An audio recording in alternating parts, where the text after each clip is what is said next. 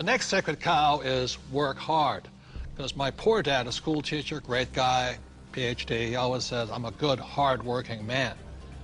And my rich dad had a different point of view, and he had me read this book by Mark Twain. It was a story of how, I think it was Huckleberry Finn or somebody, got the other kids to paint the fence for him.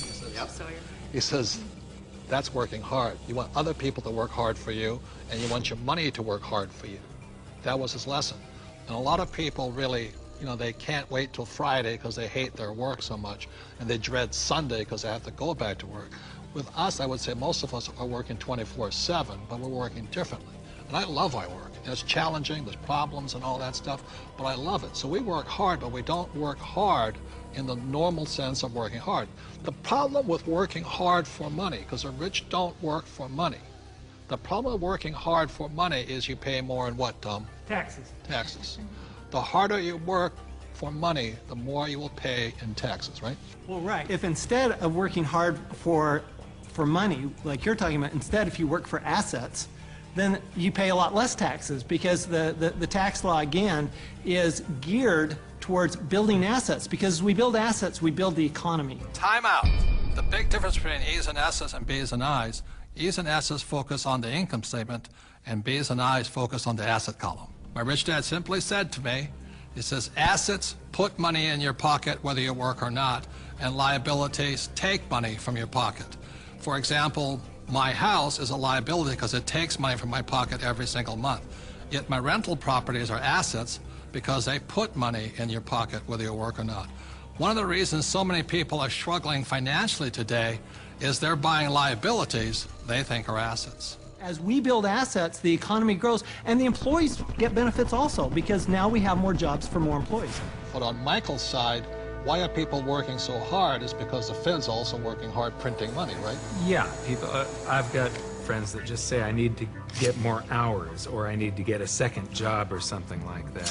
They're working harder to make a few more dollars, but they don't realize that over this entire past decade, the average in real income after inflation has been falling. So the harder people work, the less they're making anyway, because the government and the Federal Reserve, the banking system, they're basically stealing it from them. Can we bring in the bags of coins right now? Thank you. I'm not going to hold that. Oh, I'll give you an example. In the year 2000, one gold coin cost $300. So this is $300 in U.S. quarters. Today, in 2010, that same gold coin, it takes $1,100 to buy the same coin. So the reason people have to work so hard to keep up, to keep paying money, is because the value of your dollars are going down. So the insanity of going to get another job, pay more taxes, and work harder, when how many dollars did the Fed print in 2009? From August of 2008 through 2009, they created about 1.5 times more paper dollars than it took 200 previous years to print. So that's why people are working harder, because your money is worth less. And it isn't the coin that changed. People don't understand that it isn't this price going up, it's the value of the dollar falling.